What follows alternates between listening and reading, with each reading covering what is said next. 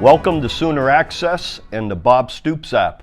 I'm here with the true GOAT right here, greatest of all time, Patty Gasso, 16 conference championships, but I should have started with 8 national championships, 4 in a row right now, which is really pretty special. You're too humble and modest to talk too much about it, but really exciting, Patty, what's all happened here. Talk about your time when you arrived here back in, you're on 30 years. Yeah. Right? What was your first year? 1995. What do you think these changed? We're here in your locker room. We're trying to show it off to everybody. How about, would you have something like this when you walked in here in 95? No, we started over at Reeves Park, so there was no restrooms, no place to change, no locker room. So we started there a couple years, had success, but we couldn't fit everybody in the dugout. Some of our players had to sit in the grandstands with the fans. You're kidding me. No. So we went across the street. They built Marita Hines Stadium. We lived there for quite a while. But this was always the ultimate dream. We're always trying to make softball bigger, however we can help kind of lead the way. So wonderful fans, lots of big money came our way. Loves Travel Stops got involved, and that's when we got the shovels in the ground. And about a year later, it worked really quickly. But every day I walk in here, I'm like, this is not even real. I can't even. So well, you've earned it. You've earned it in a big way, and it's so much fun to watch. We won national championships in the same year in 2000. Our first ones. Now, you passed me way up after that, but that was pretty neat. And I can remember, how about when we had our little home run derby with the players and your players we were in two-a-days, and we came over to have a little fun and a home run derby. It was a good time. Yeah, so I'm going to give you the props because you won't do it yourself. So first of all, your guys came over. We had fun. They could not fit our helmets on their heads, no. So that was a problem. The first rule in recruiting, big guys, big heads. I'll look for that. So you could see some of them didn't have training in baseball or anything, so it was kind of funny to watch some of that. But then Coach Stoops comes up, and he is a famous father who played fast. It was a fast baseball, pitch. yeah. So he said, we were front tossing. He just give me something low, and I'm just going to golf it out like it's on a tee. I was thinking of golf. And he did, and it was the only one that went out. And then everybody wanted to do it again, and the smart thing is like, nope. I dropped the bat. So I said, one try, I'm out. Awesome. I'm finished. Yeah. But think of what's all transpired since 2000. You got 7 more national championships. Isn't that neat how it's all built? And what are a couple of your favorite?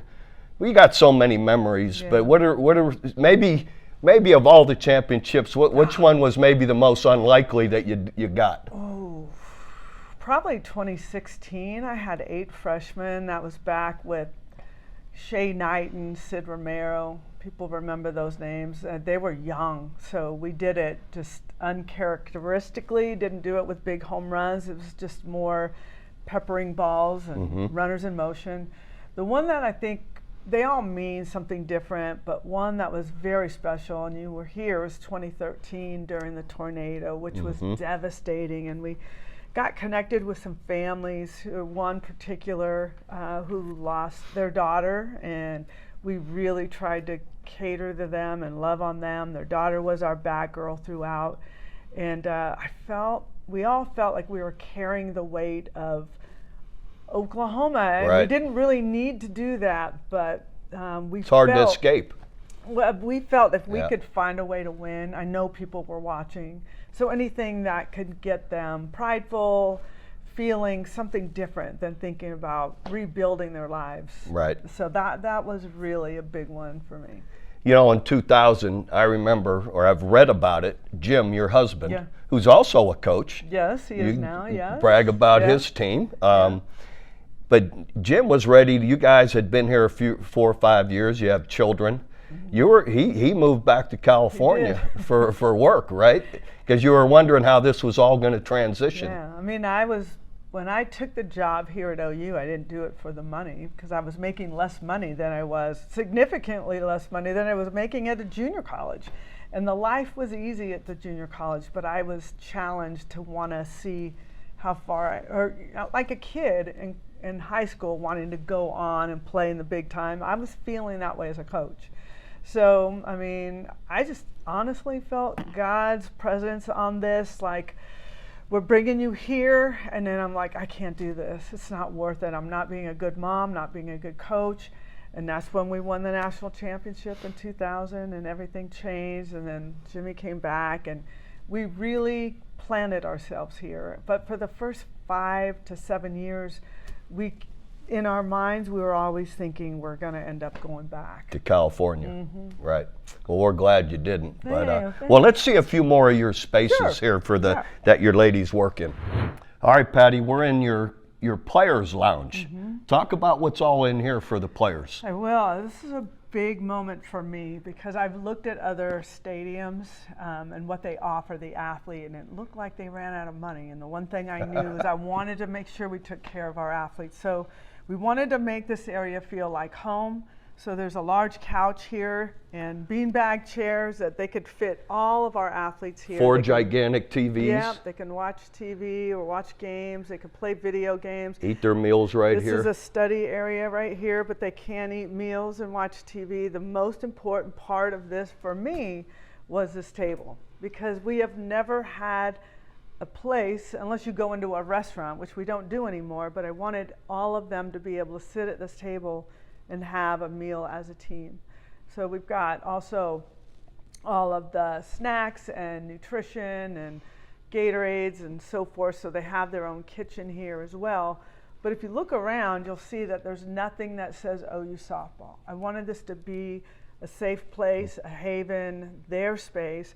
And we also, over in the corner, we have a recovery room that has massage chairs and just trying to let them decompress and I like put on that. their headphones. No phones, no music, just sound machine, the aromatherapy, and just decompress, because it's really a thing. This well, having to live up to 4 Yeah. straight national championships, I see where there's no OU softball in here, just them and who they are. How often are you able to get a meal with all of them?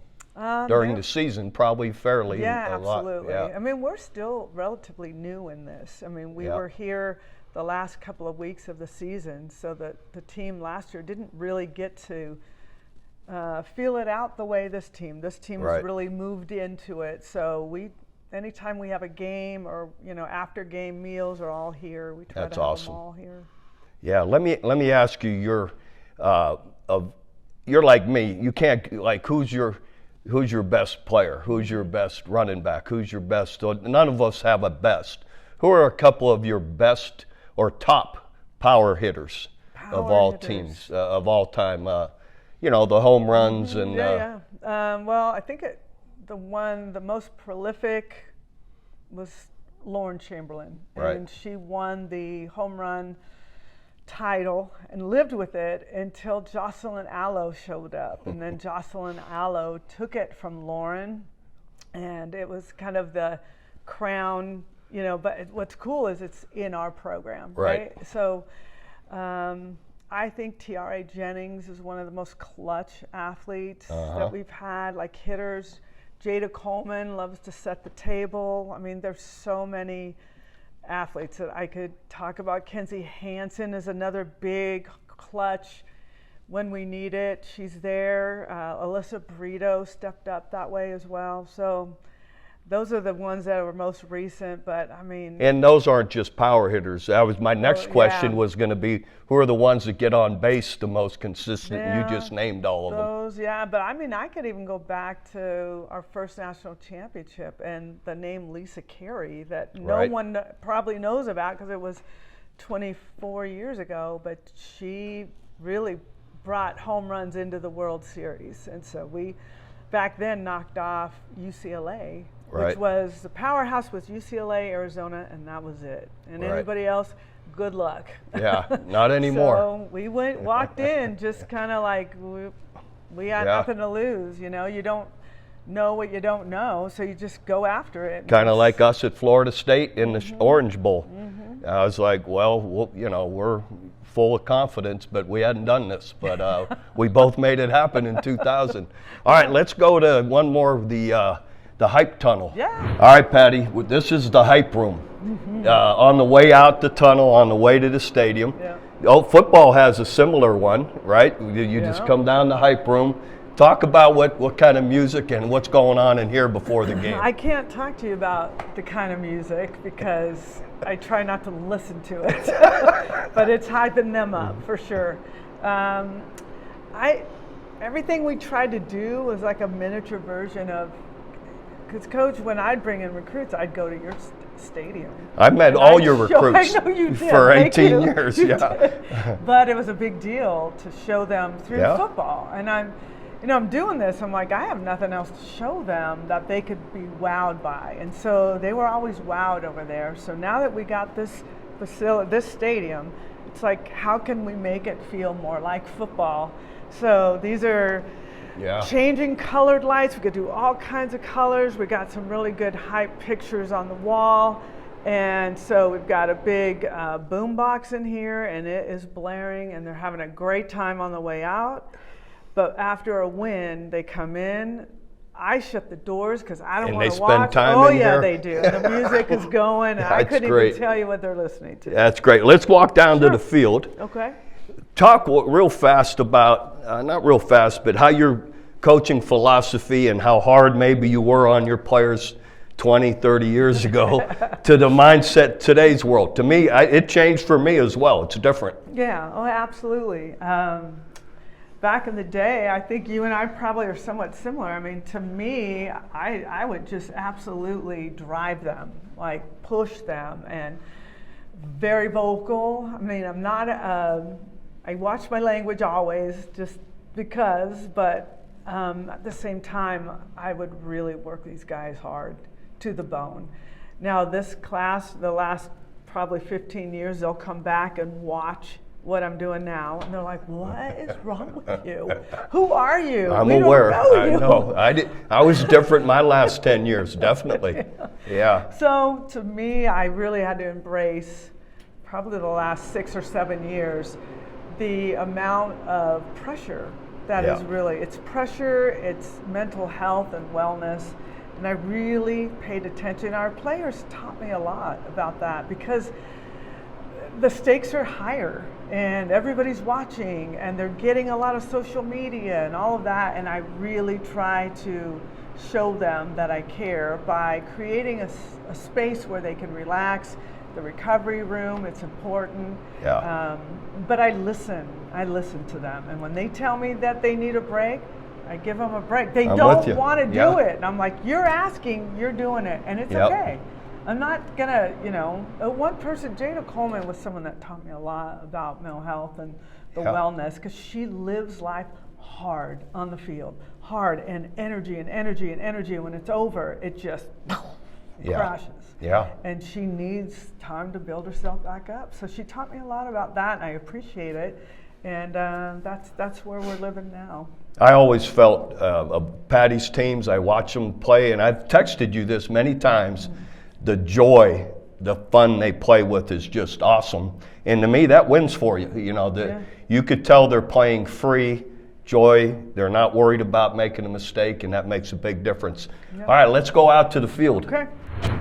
All right, Patty, here we are on the pitcher's mound here at Love's Field. What a stadium you have. Yeah. Now, I can't say that I've thrown a pitch out from here before. I threw one out at the old stadium, but I'm going to have to come back. Yes, yeah, absolutely. I'm inviting myself. You got it. But let's talk, Patty. You have, out of 21 players, you have 13 new players after 4 straight national championships. Talk about that job and just maybe some of the key pieces. I know you had a couple great freshmen a year ago. And anyway. Yeah, I mean, I'm working now. For the last 4 years, I've been sitting back going, let me know when you need me, because these guys were so good at what they did. So 13 new players. really 8 freshmen, and very talented, and really trying to get them comfortable in this program. Got some really good transfer portal athletes as well.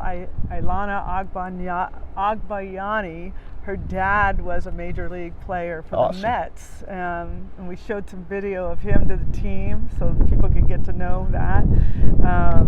We've got Abby Dayton that came from Utah, a couple really good pitchers in the portal and a catcher in the portal as well. They were all 2 seniors, 3 juniors, so they add a little bit of that experience level that we need.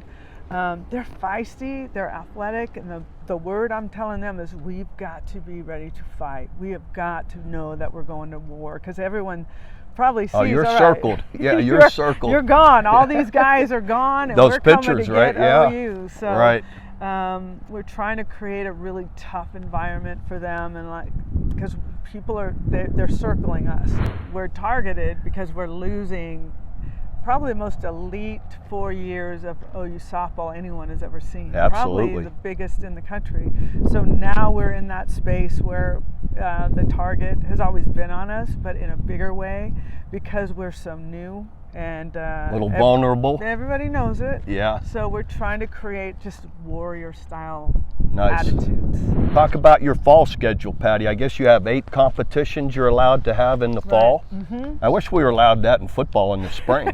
You could find out a lot. Hey, but wait, you guys get to let your players play for what, 4 games and then decide we Well, want to that's redshirt true. you? You can't do So that? I could Oh, I could okay. trade you on that. All right. Well, talk about what it looked like here for these 8 games in the fall. You're Yeah. about finished now. Yeah, we finished a couple days ago. What's been really great is we do what we call a battle series, and we play against each other.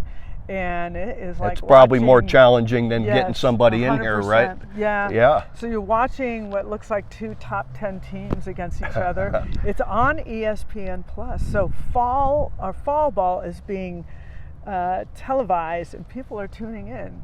And it's pretty cool to be part of that as well, because you don't see that happening very much in softball in the fall. We played former player Leah Wodak. Her team, Louisiana Monroe, came. We played a doubleheader with them. And we played MacU, Jim Gasso's university. Oh, yeah, yeah. Coach, you would love this. So I knew something was going to happen just in our household. There was tension, and I know him, and he's a joker, right? And I'm Right. like, he's going to dip me or do something at home plate when we meet with the umpires. So they called coaches and umpires, come to home plate, and I'm out there and I'm looking for him. And we had 2,700 people here for Wow. a fall game. That's fantastic. Amazing. But they wanted to see the Gasso versus Right. Gasso thing, I guess. He comes out in a lion's costume, and he's jumping around and just lifting up the crowd. I'm like, I don't know, is that him or not?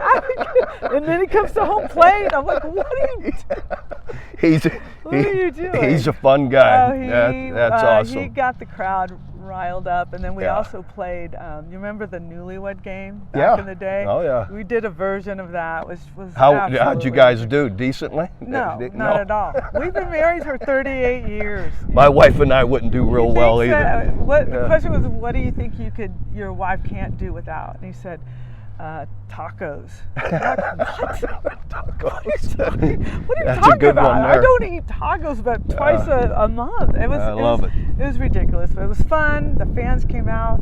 This stadium standing room only can seat about 4,500. That's so it feels fantastic. like you're at the World Series here, and we've had to figure out how to play in it when it's so noisy. But That's awesome. yeah, it's been wonderful. Well, 1,515 wins, 8 national championships, 4 in a row. You're kind to visit with us today, Patty. I Thank sure you, appreciate Coach. your time. I'll do You're the anything best. for you. I appreciate it.